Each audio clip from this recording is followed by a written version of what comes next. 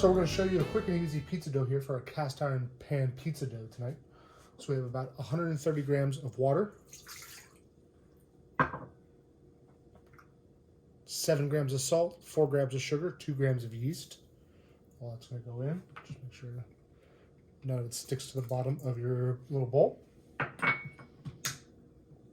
49 grams of olive oil. If anyone's interested in a non-weighed recipe of this, I'll have that in the comments or just direct message me.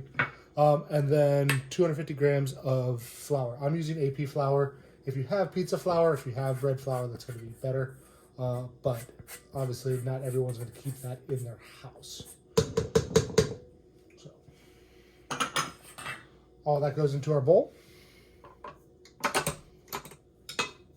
Add our dough hook.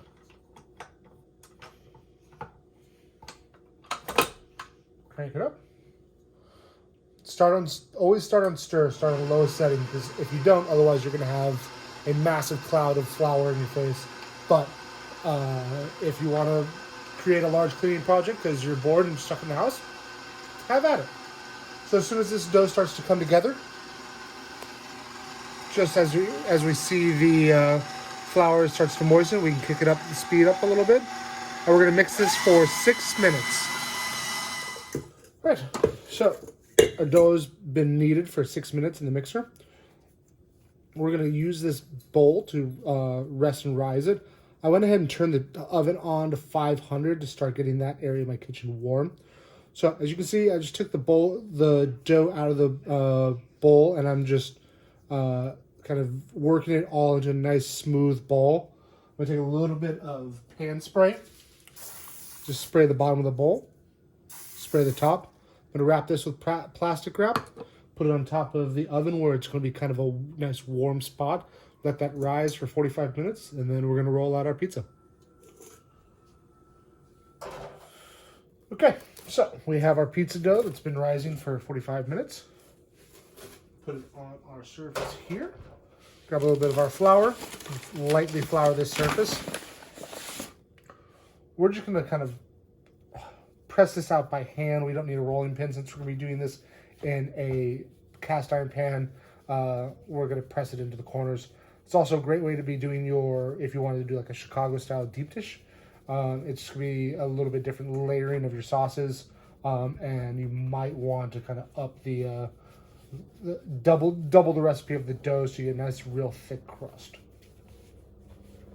So I'm just pinching the edges here, kind of letting gravity do its work, pull it out, let gravity pull down and stretch the dough out just to kind of get it going. I'm going to grab my cast iron pan, a little bit of oil.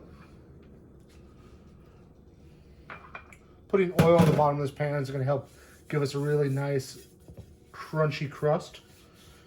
Get that all the way around the edges. Take our pizza dough,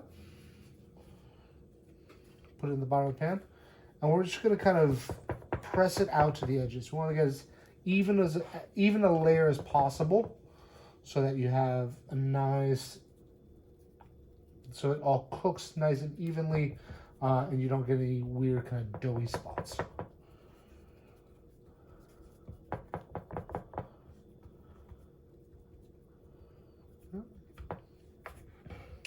So it's all pushed out to the edges.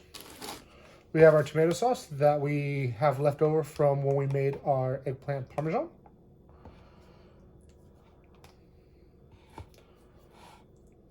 Smear that. We're going to go basically 95% of the way out to the edge. We want a little bit of crust. If you're not a crust fan, if you don't like your pizza bones, then you can go all the way to the crust, but just remember you're going to have no place to grab it afterwards.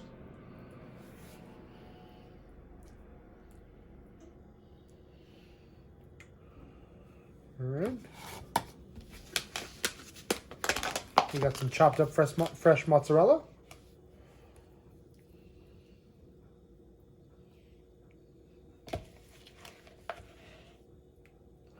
If you wanted to do just a cheese pizza, this is where you would stop, throw it straight in the oven. We have some pepperoni too here, so we're going to do a pepperoni pizza for us. Okay, so our pizza's ready to go into the oven. Our oven's nice and hot, 500 degrees. Let's go to the oven for about 8 minutes. We'll pull it out, finish it with a little bit of Parmesan, and then we'll be ready to eat. Okay, so our pizza has been in for, it actually took about 10 minutes for it. The oven wasn't quite as hot as I wanted it to be, but we're ready to go. Use a pair of tongs, slide it out. If you greased your pan properly, it'll slide out nice and easy like that. A handy pizza cutter. You obviously use a chef's knife if you don't have a pizza cutter.